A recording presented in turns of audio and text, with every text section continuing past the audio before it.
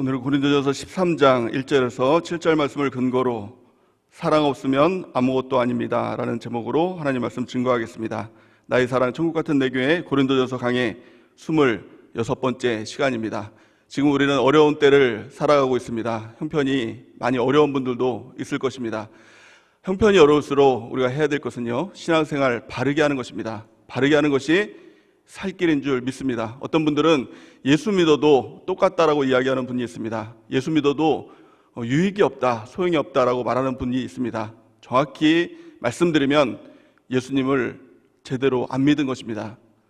더 정확히 말씀드리면 예수님을 안 믿은 것입니다. 예수님을 믿으면, 예수님을 제대로 믿으면 똑같을 수가 없습니다. 유익이 없을 수가 없다라는 것입니다.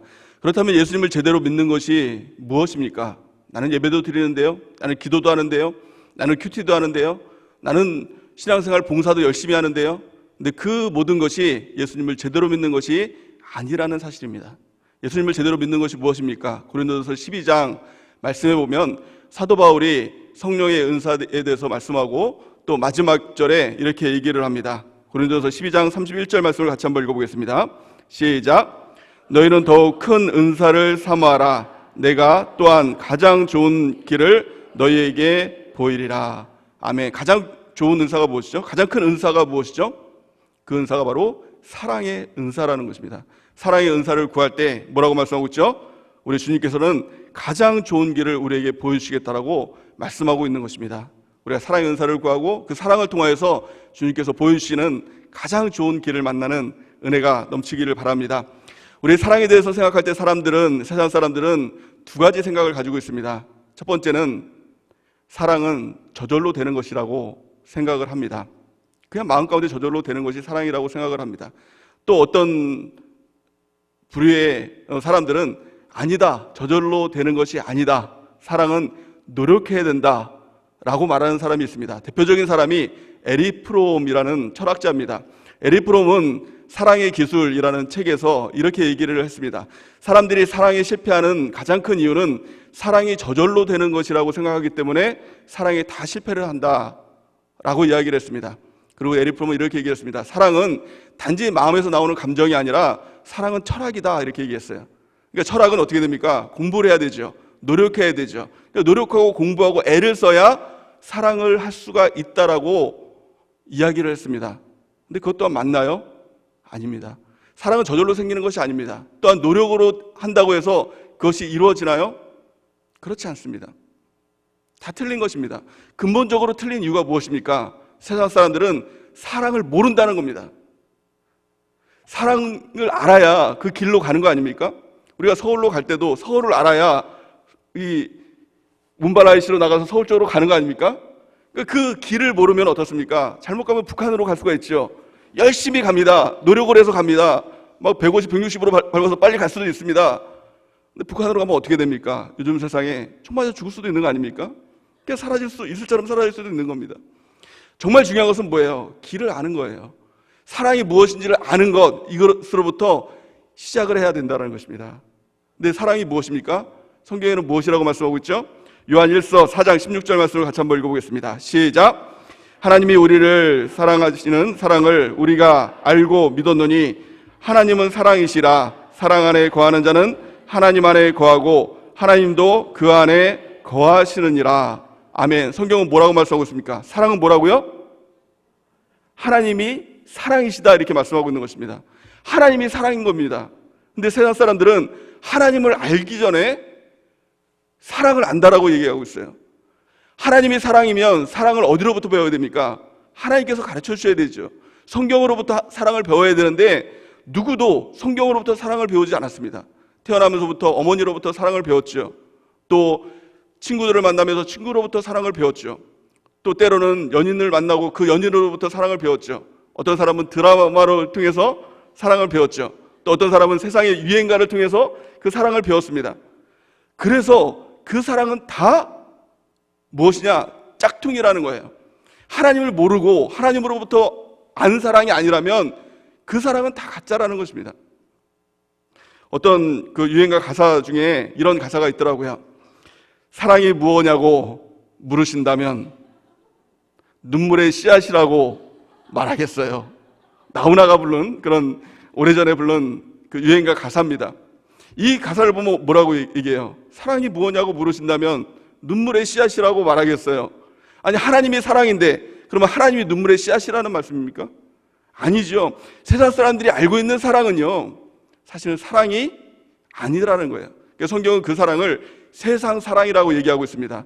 그리고 더 정확하게 세상 사랑이 그 안에 있으면 하나님 사랑, 아버지의 사랑은 그 사랑이 없다, 그 안에 없다라고 분명하게 말씀하고 있는 것입니다. 요한일서 2장 15절에서 16절 말씀 우리 같이 한번 읽어보겠습니다. 시작. 이 세상이나 세상에 있는 것들을 사랑하지 말라.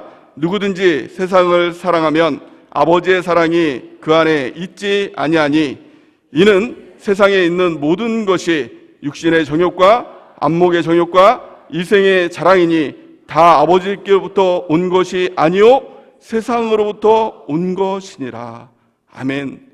여러분들, 우리가 사랑이라고 생각하는 대부분의 모든 것들이 사실은요 세상 사랑이라는 거예요.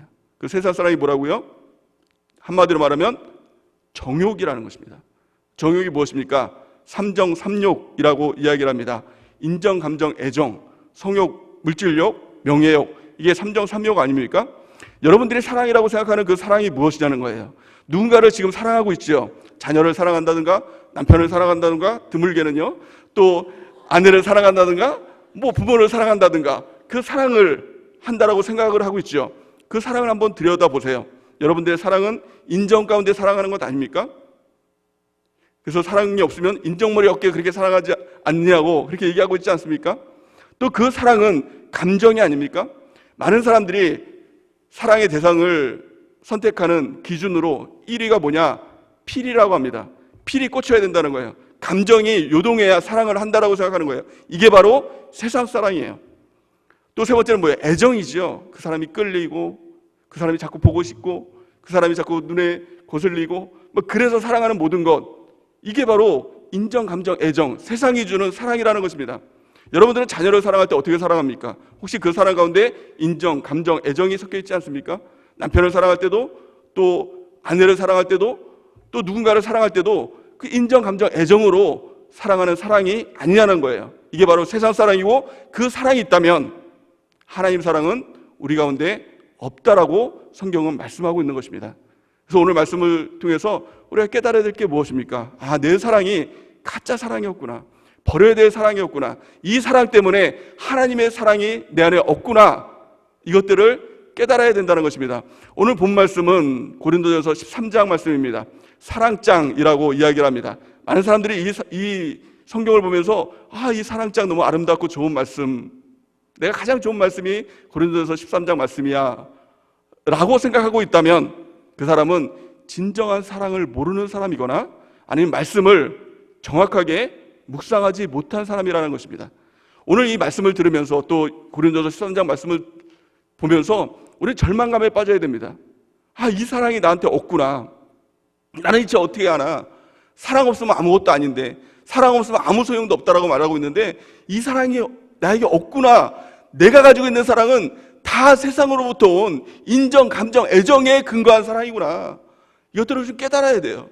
그리고 세상으로부터 온 사랑들을 다 버리고 하나님의 사랑으로 우리가 충만해질 때 놀라운 하나님의 역사, 새로운 가장 좋은 그 길을 우리가 발견하게 될 줄을 믿습니다.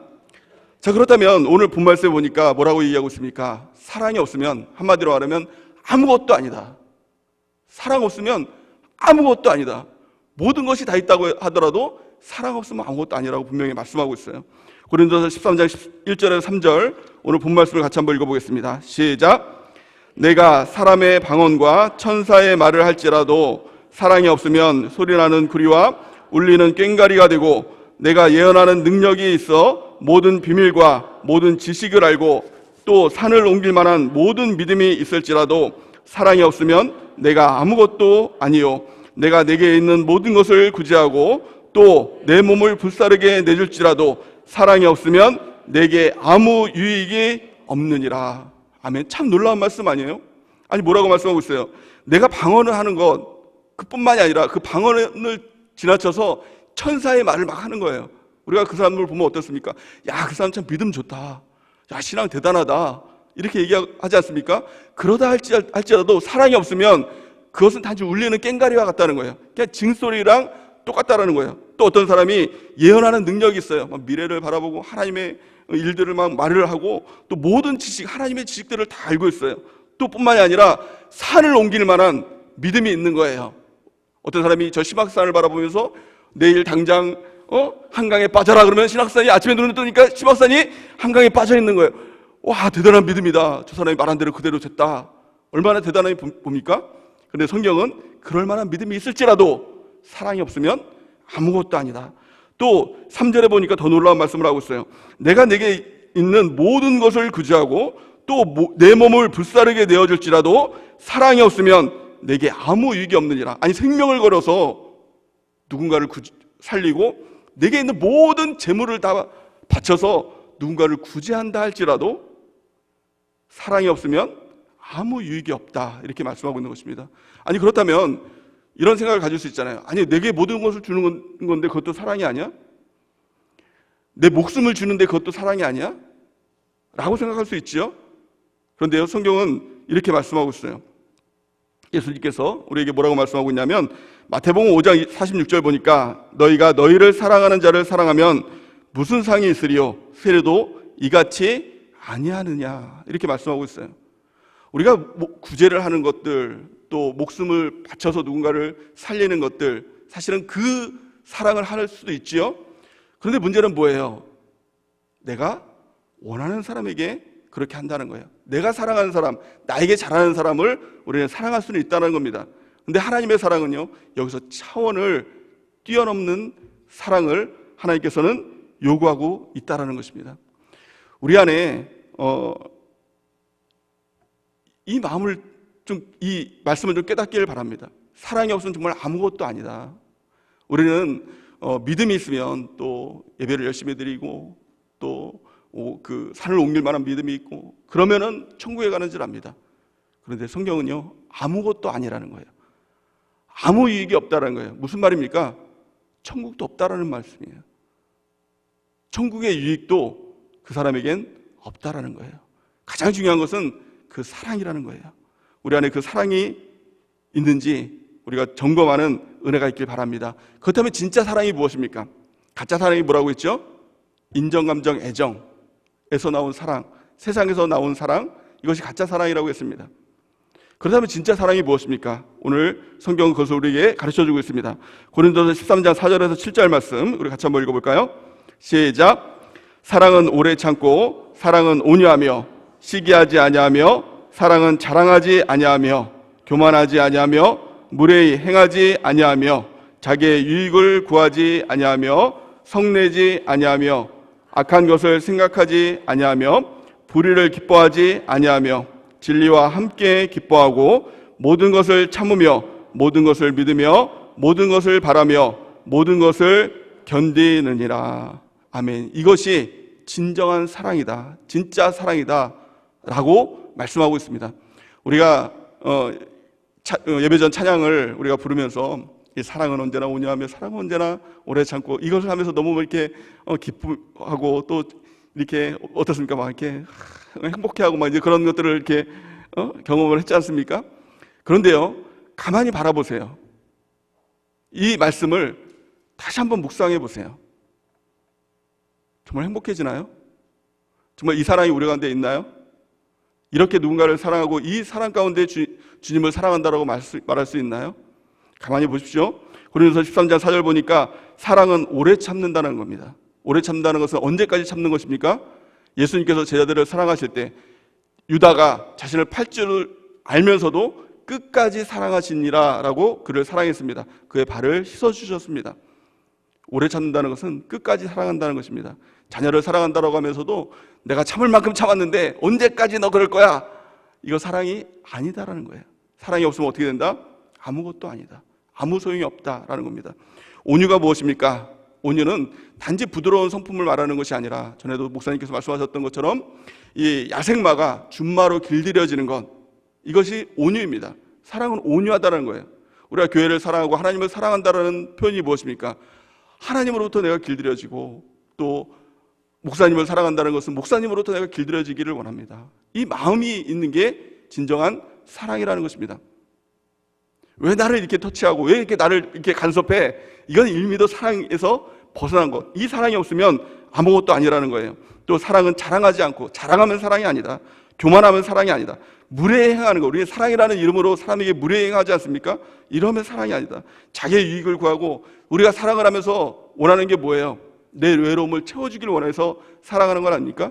사랑하고 싶다. 외로워서. 무슨 말입니까? 내 유익을 위해서 내가 사랑한다는 말 아닙니까? 이것은 사랑이 아니라는 것입니다. 사랑한다는 이름으로 우리는 성을 냅니다. 자녀에게도 성을 내고, 성을 내는 것은 사랑이 아니라는 거예요. 악한 것을 생각하지 않고, 불의를 기뻐하지 않고, 진리와 함께 기뻐하고. 또 7절에 보니까 이 종합적인 말씀인데 우리 같이 한번 읽어볼까요? 7절 시작. 모든 것을 참으며, 모든 것을 믿으며, 모든 것을 바라며, 모든 것을 견디느니라.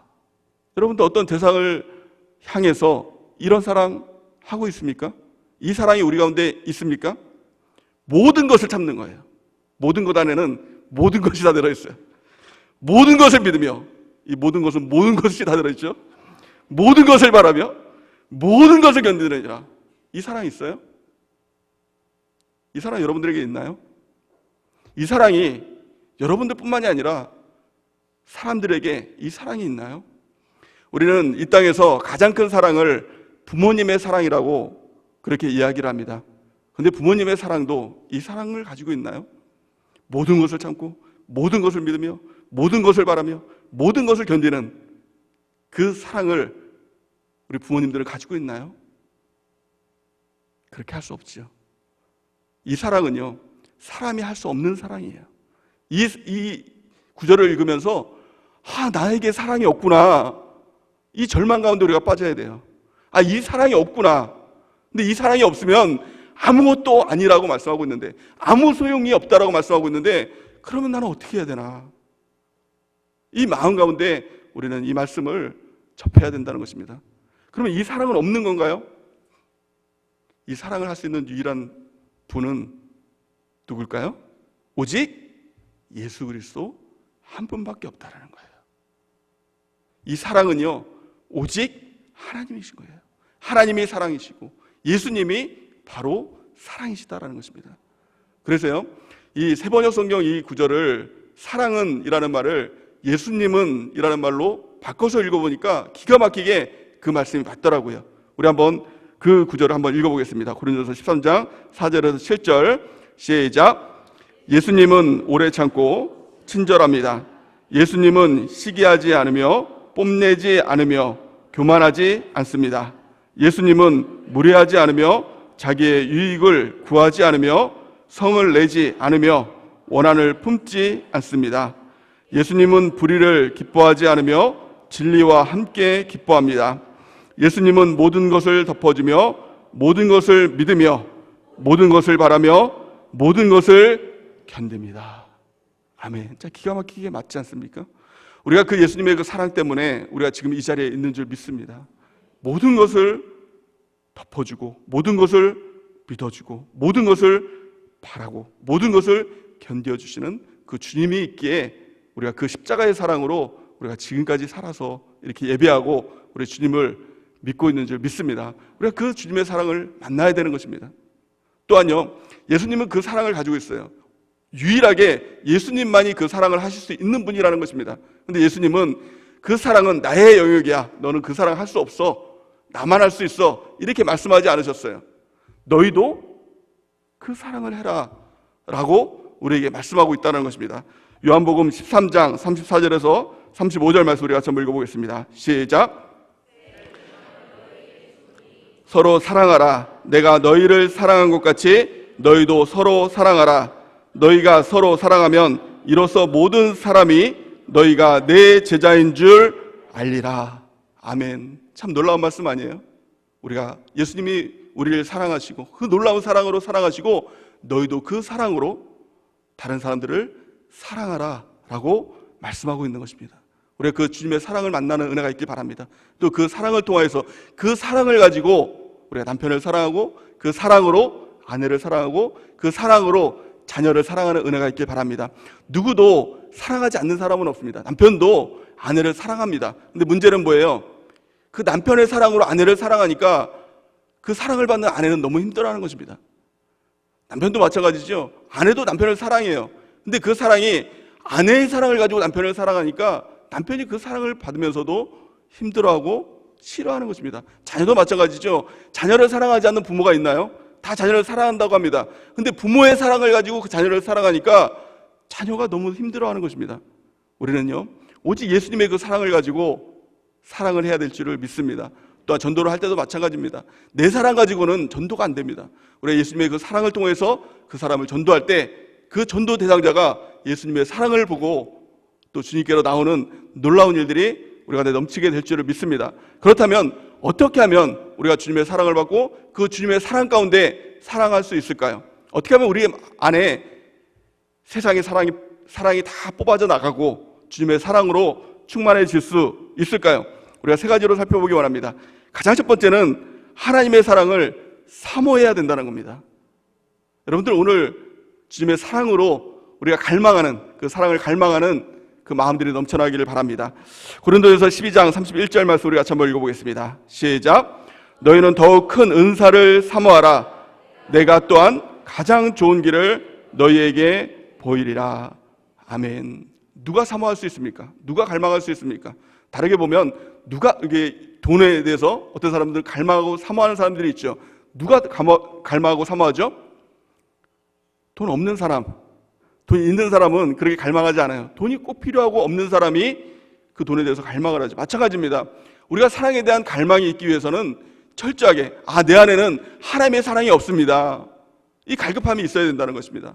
그 사랑 가운데, 그 마음 가운데 하나님에 대한 사랑을 사모할 때 하나님께서 그 사랑을 우리에게 부어주시게 될 줄을 믿습니다. 사랑은 저절로 생겨나지 않습니다. 내 노력으로 되지 않습니다. 절대로 내 마음 가운데서 저절로 생겨나는 것이 아니라는 것입니다.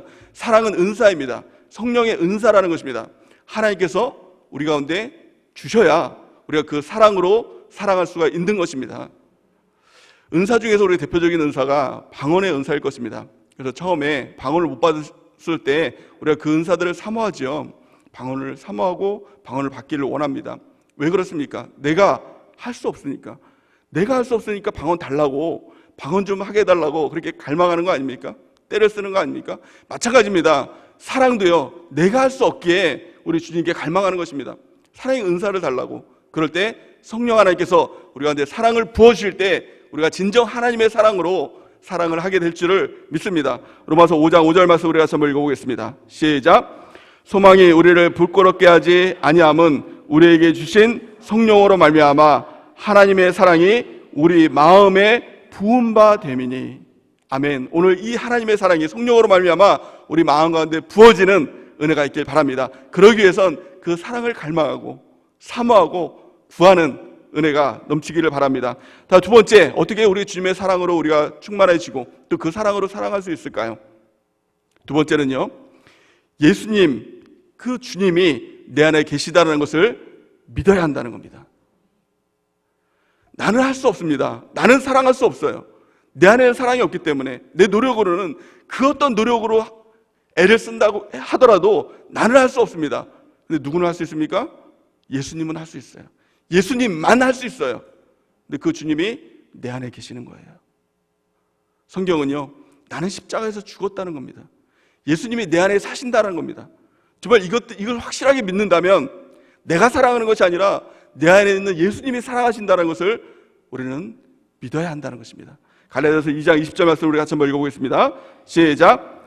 내가 그리스도와 함께 십자가에 못 박혔나니 그런즉 이제는 내가 사는 것이 아니요 오직 내 안에 그리스도께서 사시는 것이라. 이제 내가 육체 가운데 사는 것은 나를 사랑하사 나를 위하여 자기 자신을 버리신 하나님의 아들을 믿는 믿음 안에서 사는 것이니라. 아멘. 우리 가운데 이 고백이 있길 바랍니다. 주님, 나는 십자가에서 예수님과 함께 죽었습니다. 이제는 내가 사는 것이 아니라 내 안에 있는 예수님께서 사십니다. 이 믿음으로 살아가는 은혜가 있길 바랍니다. 그래서요, 진정으로 우리가 주님의 사랑이 우리가 나타나기 위해서는 우리가 이 고백이 있어야 된다는 거예요. 나는 죽었습니다. 나는 십자가에서 이미 죽은 존재입니다. 이 고백이 있을 때 예수님의 생명이 우리 가운데 나타나게 된다라고 성경은 말씀하고 있는 것입니다.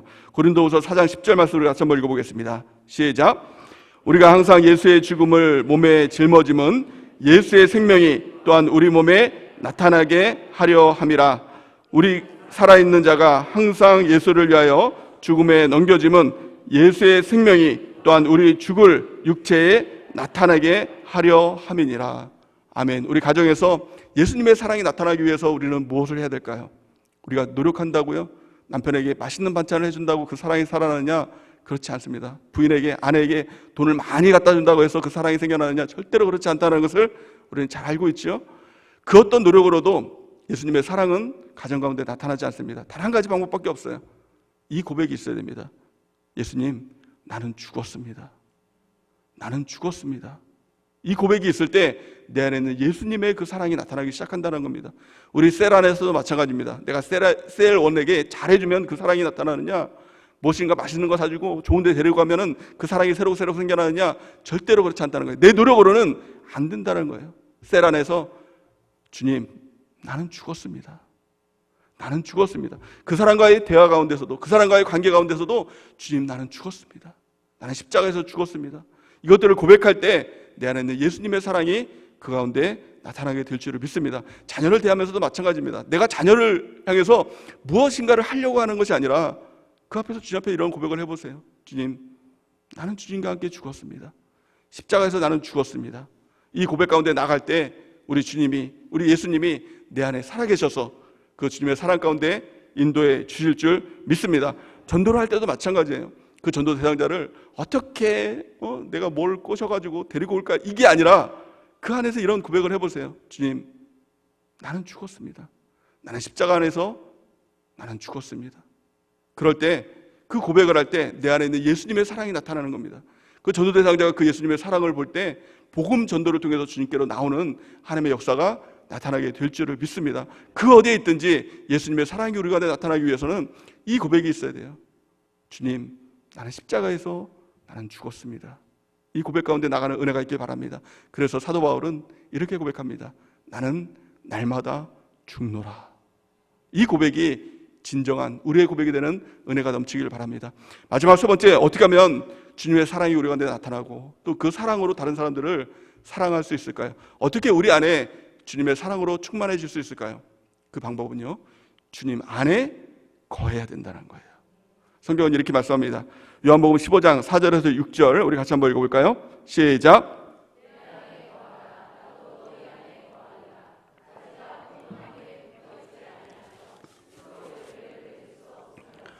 너희도 내 안에 있지 아니하면 그러하리라. 나는 포도나무요 너희는 가지라. 그가 내 안에 내가 그 안에 거하면 사람이 열매를 많이 맺나니 나를 떠나서는 너희가 아무것도 할 수 없음이라. 사람이 내 안에 거하지 아니하면 가지처럼 밖에 버려져 마르나니 사람들이 그것을 모아다가 불에 던져 사르느니라. 아멘. 우리가 주님 안에 거할 때 우리가 열매 맺는 삶을 살 수 있고 주님이 우리 안에 거하는 놀라운 역사가 나타나게 된다는 겁니다. 우리가 포도나무에 가지가 붙어있지 않으면 사람들이 그것을 모아다가 불에 사르는 것과 같이 주님 안에 거하지 않을 때 우리는 세상 가운데 아무것도 아닌 존재가 된다는 거예요. 아무 소용없는 존재가 된다라고 말씀하고 있는 것입니다. 그렇다면 이 말씀의 핵심이 무엇입니까? 우리 요한복음 15장 9절에서 12절 말씀을 같이 한번 읽어보겠습니다. 시작. 아버지께서 나를 사랑하신 것 같이 나도 너희를 사랑하였으니 나의 사랑 안에 거하라. 내가 아버지의 계명을 지켜 그의 사랑 안에 거하는 것 같이 너희도 내 계명을 지키면 내 사랑 안에 거하리라. 내가 이것을 너희에게 이름은 내 기쁨이 너희 안에 있어 너희 기쁨을 충만하게 하려 함이라. 내 계명은 곧 내가 너희를 사랑한 것 같이 너희도 서로 사랑하라 하는 이것이니라. 아멘. 신앙생활의 가장 핵심이 뭐예요? 변화되는 가장 핵심이 뭐예요? 그것은 내가 그 중심을 주님께로 가져가는 것입니다. 주님 안으로 거하는 것입니다. 많은 사람들이 신앙생활을 하면서 중심이 바뀌지 않습니다. 그래서 하나님의 은혜를 받기 원하고 하나님의 사랑을 받기 원하고 하나님의 축복을 받기 원합니다. 근데 문제는 뭐냐? 내 중심이 바뀌지 않고 내 안에 무엇을 채우려고 한다는 거예요. 예배 드리는 것도 하나님의 은혜로 좀 채워서 내가 살아가길 원해서, 교회 나오는 것도 하나님의 사랑으로 좀 채워서, 하나님의 축복으로 채워서 살아가기 위해서 내가 살아간다라고 얘기를 합니다. 많은 신앙인들이 이렇게 살아갑니다. 그런데 문제는 뭐냐? 우리가 어떤 존재인지를 모르기 때문에 그렇다는 거예요. 우리는 어떤 존재이죠? 성경은 우리를요, 터진 웅덩이다 이렇게 얘기하고 있는 거예요.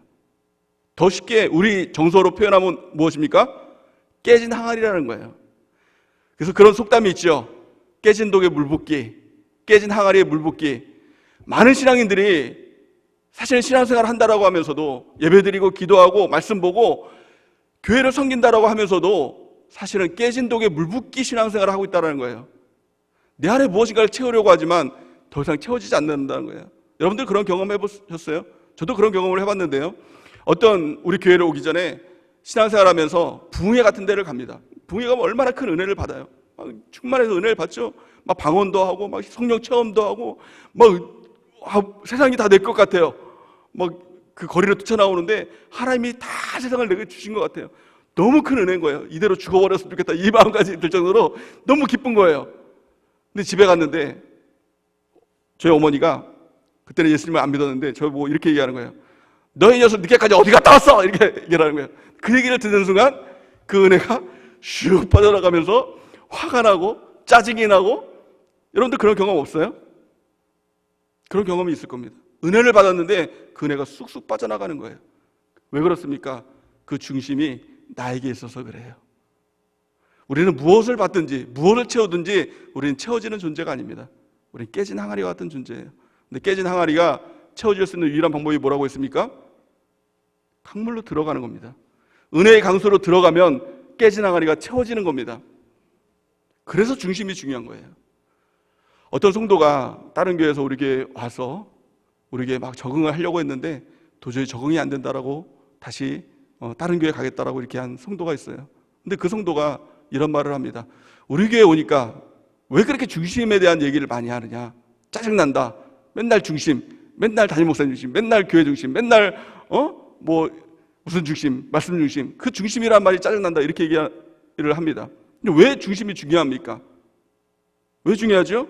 말씀드렸잖아요. 나는 깨진 항아리이기 때문에 이제는 그 중심을 가지고 주님 중심으로 우리는 들어가야 되는 거예요. 이게 주님 안에 거하는 것이에요. 말씀 중심으로 우리가 들어가야 됩니다. 교회 중심으로 이제는 들어가야 됩니다. 더 깊이 들어가야 됩니다. 담임 목사님 중심으로 이제는 들어가야 돼요. 담임 목사님을 통해서 내가 은혜 받고 그걸 채우려는 것이 아니라 그 안으로 들어가는 거예요. 이게 중심이에요. 영적 리더 중심으로 이제는 들어가야 돼요. 영적 리더 말을 듣고 내가 신앙생활에 도움을 받아서 내가 채워지는 것이 아니라 이제는 그 중심으로 들어가야 돼요. 셀교회 안으로 그 중심으로 들어가야 돼요. 그래야 주님의 사랑이 우리 가운데 물들기 시작하는 것입니다. 또 그 사랑으로 우리가 가정에 들어갈 때 우리를 통해서 그 사랑이 나타나기 시작하는 것입니다. 우리가 그 사랑을 가지고 주변에 나갈 때, 회사에 나갈 때, 전도 대상자를 만날 때 우리 안에서 예수님의 사랑이 나타나기 시작한다는 겁니다. 사랑은 물드는 것입니다. 물들기 위해서는 그 중심이 주님 안으로 들어가야 되는 거예요. 주님 안에 거해야 되는 것입니다. 우리가 더 깊이 주님 안에 거하는 은혜가 있길 바랍니다. 교회 중심으로 들어가는 은혜가 있길 바랍니다. 셀교회 중심으로 이제 더 깊이 들어가야 됩니다. 한 발짝 세상으로, 한 발짝 교회로. 이러면 안 되는 거예요.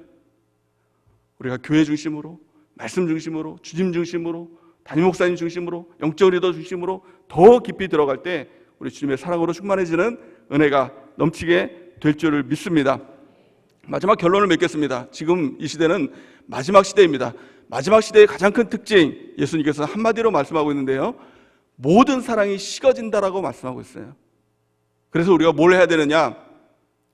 끝까지 견뎌야 된다 이렇게 말씀하고 있죠. 마태복음 24장 12절에서 13절 우리 같이 한번 읽어보겠습니다. 시작. 불법이 성함으로 많은 사람의 사랑이 식어지리라. 그러나 끝까지 견디는 자는 구원을 얻으리라. 아멘. 이 마지막 시대입니다. 지금은요, 사랑이 식어지는 거예요. 모든 사랑이 다 식어지는 것입니다. 근데 우리 주님께서는 그럴 때일수록 끝까지 견뎌야 된다 이렇게 말씀하고 있어요. 끝까지 견디는 게 뭘까요? 어떻게 하면 끝까지 견딜 수가 있을까요? 오늘 본 말씀 고린도전서 13장 7절 말씀을 우리 다시 한번 읽어보겠습니다. 시작. 모든 것을 참으며 모든 것을 믿으며 모든 것을 바라며 모든 것을 견디느니라. 아멘. 무엇이요? 사랑이. 끝까지 견딜 수 있는 유일한 방법이 무엇입니까? 오직 주님의 사랑밖에 없는 것입니다. 우리가 주님의 사랑을 받고 그 주님의 사랑을 나타냄을 통하여서 이 마지막 때에 사랑의 전도자가 되길 바랍니다. 주님의 사랑을 나타내는 사랑의 향기가 되길 바랍니다. 우리를 통해서 예수님의 사랑이 전파되는 귀한 은혜가 있길 바랍니다. 그럴 때 우리가 끝까지 견디게 될 줄을 믿습니다. 베드로 사도가 이제 만물이 마지막 때가 가까이 왔다라고 이렇게 말하면서 두 가지 성도들에게 행동 지침을 가르쳐주고 있습니다. 이 두 가지가 무엇이느냐? 베드로전서 4장 7절에서 8절 우리 같이 한번 읽어보겠습니다. 시작. 만물의 마지막이 가까웠으니 그러므로 너희는 정신을 차리고 근신하여 기도하라. 무엇보다 뜨겁게 서로 사랑할지니 사랑은 허다한 죄를 덮느니라. 아멘. 이 마지막 때가 가까이 왔습니다. 우리가 해야 될 것 두 가지입니다. 정신 차리고 기도하는 은혜가 있기 바랍니다. 그냥 기도하면 안 됩니다. 정신 차리고 기도해야 됩니다. 두 번째는 무엇보다도 뜨겁게 사랑하라는 거예요. 그냥 사랑하면 안 됩니다. 뜨겁게 사랑해야 됩니다. 주님의 사랑으로 우리가 먼저 그 사랑을 받는 것입니다. 그 사랑을 받는 거예요. 어떻게 사랑을 받는다고요? 사랑을 갈망해야 된다는 거예요. 사랑을 구해야 된다는 거예요. 또 우리가 어떻게 그 사랑을 받는다고 했습니까? 그 사랑 안에 거하는 것입니다. 사랑은 은사예요. 그러니까 그 주님의 사랑으로 우리가 충만해질 때 우리가 그 사랑으로 다른 사람들을 사랑하고 또 그 사랑으로 전도할 때 주님의 사랑으로 우리가 충만해지게 될 줄을 믿습니다. 우리 모두 마지막 때에 정신 차리고 기도하고 뜨겁게 사랑하는 주 백성들의 은혜가 넘치기를 예수님의 이름으로 간절히 축원해 드립니다.